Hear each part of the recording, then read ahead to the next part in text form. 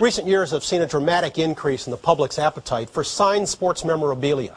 Combine that with the rapid growth of internet auction sites, and you've got a pretty combustible situation, one that's been a boon to those bent on exploiting the marketplace. If you've ever thought about going on the internet to buy a jersey, hat, or a ball signed by a famous athlete, you might want to pay careful attention to this next piece and then reconsider. For as Armin Katayan reports, the internet has made it easier than ever to sell fake goods without getting caught. This is the most recent piece I bought on eBay. It's a signed Ben Roethlisberger jersey. Frank Pallotta is like most Americans. He likes sports and he loves to shop online, on auction sites like eBay, hunting for pieces of autographed sports history for himself and his sons. Both boys have jerseys sitting above their beds, and so it's a good feeling tucking them in and looking up and knowing that they've got stuff that they really dig in their room. This holiday season, Frank had his eye on a new item for the family collection. Mickey Mantle autographed baseball cap with a COA, Certificate of Authenticity. It was a unique piece. And for a while, my bid was the highest bid. But while Frank and his fellow eBay bidders were fighting it out, there was something about the hat they didn't know. It was not signed by the individual that you think it was. So it's a flat-out forgery? Flat out. The reason he knows this, and the reason he asked us to hide his identity, is that Eddie, as we'll call him, was part of a forgery ring that produced over 1 million pieces of fake memorabilia in the late 1990s, including, he claims, the very hat Frank was looking to buy. Now Eddie wants to sound the alarm that as much as half the signed sports memorabilia being sold online today, hundreds of millions of dollars worth a year, is fake, created by forgery rings just like his. I look on eBay, or you go to Amazon, you go to all these auctions, and you see numerous forgeries over and over again. Why do you want to talk to us now? Because people have a tendency to think that the internet is a legitimate marketplace with legitimate people. They're wrong. It's a marketplace with a lot of thieves and a lot of legitimate people. And they better be careful. Eddie would know. For years he flooded the market with fakes, distributing the handiwork of this man, Greg Marino, an aspiring California artist whose finest work turned out to be other people's signatures. He did Marilyn Monroe's. He did Mother Teresa. He did the Pope. And if God had a signature, he probably could have done that beautifully too. All right, that was good. That's all I needed. Thank you. But most of all, he did athletes, hundreds of them, each name a work of art, but none finer than his very own Mona Lisa, a flawless Mickey Mantle. He was just an amazing person to watch. I mean, he was a genius. How did things work between you and Greg, business-wise? I would call him and say 20 of this, 50 of this, 100 of this. I need 20 Mantles, I need 20 DiMaggios. Correct. And they would just, assembly line, they'd just come right back to you? It'd be amazing. And Mick wasn't in town. Unfortunately for Eddie, Greg wasn't the only one hearing the orders he placed. No, I need 4 Roos, 3 Garretts, and 3 Cotts. So was the FBI. And in 1999, the feds broke up the party, sending Eddie, Greg, and some 30 others to jail, and confiscating box after box of autographed bats, balls, shirts, and simple scraps of paper, known as cut signatures. This is just a sample. I mean, it shows you, the quantity that we're talking about. These are all Babe Ruth cut signatures, and a Babe Ruth signature could go for easily over $1,000. FBI agent Tim Fitzsimmons, who headed the bust, seized a warehouse's worth of fake merchandise. That was the good news.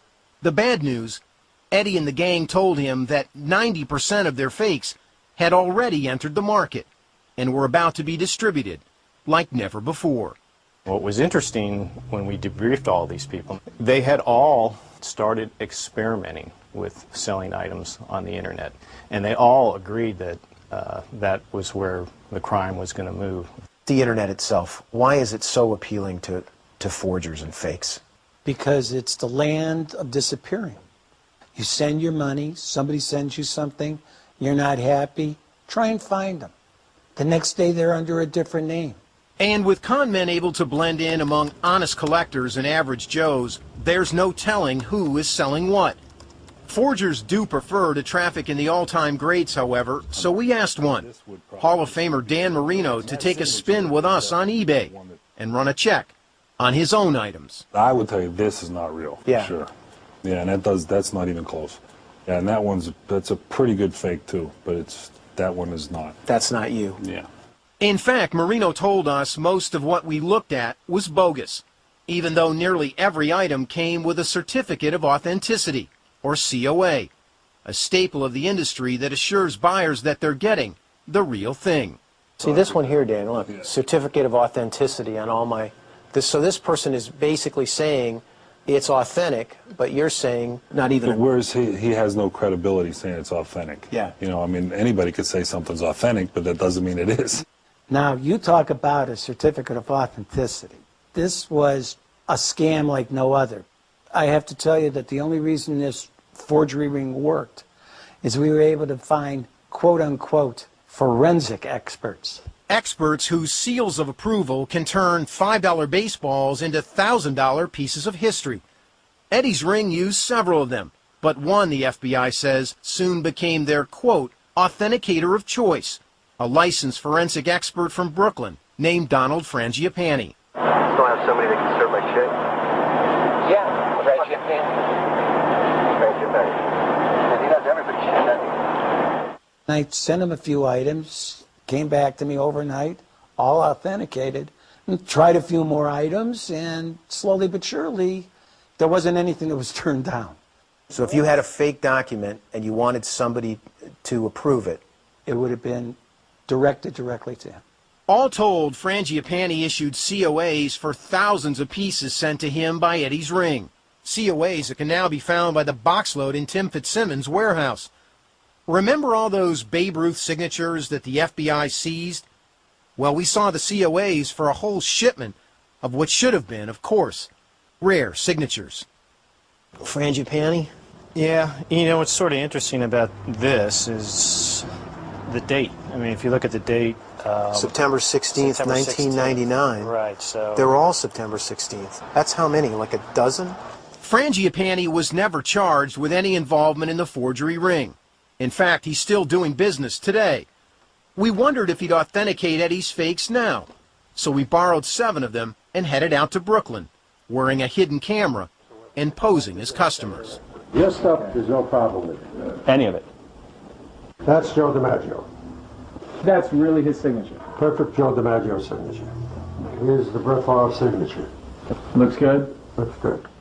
We soon had 7 COAs from Frangipani and a warning for the future.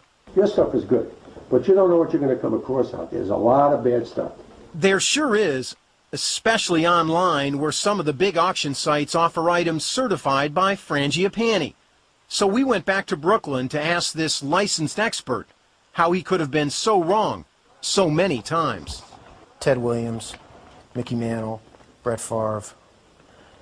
These were all fakes that we sent you. Who said they were fake? We told him we got them straight from the source, his old source. Frangipani didn't deny certifying all those fakes from Eddie's ring, but said he'd just been fooled by the forgeries, and that he'd rejected plenty too. You know, it's like fool me once, fool me twice, fool me 1,000 times. They told us they sent you thousands of items because they knew they would come back verified. That's why you were the authenticator of choice. Well, see, I can't answer that question. I mean, at the time, if they set up this operation and I looked at these items and I thought they were real, I gave my opinion that they were real. I'm just curious how your curiosity, when you get all these items coming in UPS from the Mantle signatures, the Ruth signatures, the boxes and boxes of memorabilia, you don't say at some point in time, what the hell's going on here? Where's all this stuff coming from? How can there be this much real stuff out there? Oh, I always ask myself that question. But again, Well, yourself, but are you asking anybody else? But again, if these are items that I passed and you know it to be fake, again, I gave my opinion on these items. It's not a way out. If I made error, I admit to those errors. But the news gets worse. We also sent Eddie's forged items to 6 other authenticators, whose COAs can be found all over the web. 4 of the 6 failed miserably, between them certifying 15 of our 20 forgeries as the real thing. and for no small fee. I've got a Ted Williams ball. That's 75. DiMaggio signed jersey. Okay, that's 150. And I have a Mantle signed cap. 75. Only 2 authenticators passed our test, rejecting virtually all of our phony items. But by then, it didn't matter. We had everything we needed to go into business. An internet connection, a bunch of fakes, and more than enough official COAs to complete the scam. At least one internet regular was a little jarred by what we found. As a shopper now on eBay, especially for signed sports items, I will readjust my thoughts with respect to certificates of authenticity. That Mantle hat that Frank Pallotta wanted came with a COA, of course, but it had also been appealing because the price was right. They're not really going to be able to buy a real Mickey Mantle autograph hat for $200 or $300, but there are a lot of people out there that are not astute in this hobby, that don't know, that are thinking they're getting a great price and a great deal, and everybody loves a great deal. Scott Stimell owns Long Island's Cardboard Memories, a memorabilia shop that he says is being crushed by online auction sites, where forgers peddle their wares for a fraction of what the real thing costs. We showed him our collection of fake Mantle hats. Stimell sells the genuine article for nearly $2 grand a pop. In general, an auction house like eBay, the impact that it's had on you and your business. It's a tremendous impact, and I find it to be very disturbing personally. A lot of people assume because it's, eBay and they're the biggest, that they're going to do the best to bring the proper product to the consumer. The bottom line is they're not protecting anybody. They're saying, buy at your own risk, have your own dealings, good luck. And we'll take a cut. We'll take a cut, coming and going, and you know what? It really has destroyed this business. It has destroyed the integrity of the business. It has destroyed the people like me who care and give their heart and soul to an industry that they love. We wanted to talk to eBay, the industry leader, but they declined to speak on camera. eBay, however, does point out that they offer some buyer insurance and that they've teamed up with an authentication service, which for just a few dollars will tell a bidder if an item is likely genuine or likely not.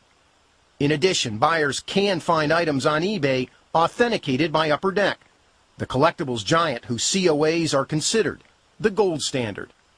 Indeed, just last month, eBay had up a one-of-a-kind card from Upper Deck, featuring the signatures of a veritable baseball Mount Rushmore: Cobb, Ruth, Wagner, and Walter Johnson. Everyone in the industry was following the auction, including Eddie, who thought he noticed something familiar about the signatures. His suspicion: The Babe Ruth and the Walter Johnson are forgeries. They were done by Greg Marino. Yes, he said, the very same Greg Marino. So we directed Eddie to a couple of authenticators, the only 2 authenticators who'd passed our earlier test. Both were sent images of the suspect's signatures, and both rejected them, one calling the Ruth a poorly done forgery. Then, for good measure, Eddie showed the images to the authenticators teamed up with eBay. Their take: both signatures were likely not genuine. 1 week later, the card sold on eBay for a cool $85,000. We told the card's authenticator, Upper Deck, what Eddie found.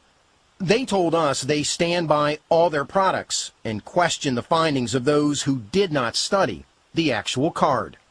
Yes, in an online sports memorabilia auction, it can be hard to pick the winners from the losers. Frank Pallotta didn't win that hat, but when we told him the truth about it, he felt luckier than the guy who did. Gotta feel bad for the guy.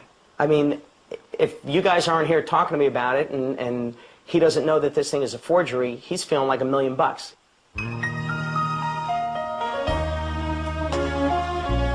Armin, let me pick a philosophical fight with you.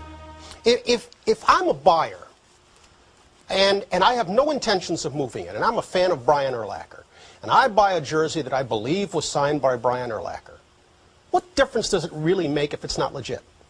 It doesn't make any difference, I think, to you personally. If you take that and put it on your wall and show it to your friends and say, look what I have, a signed Brian Urlacher jersey.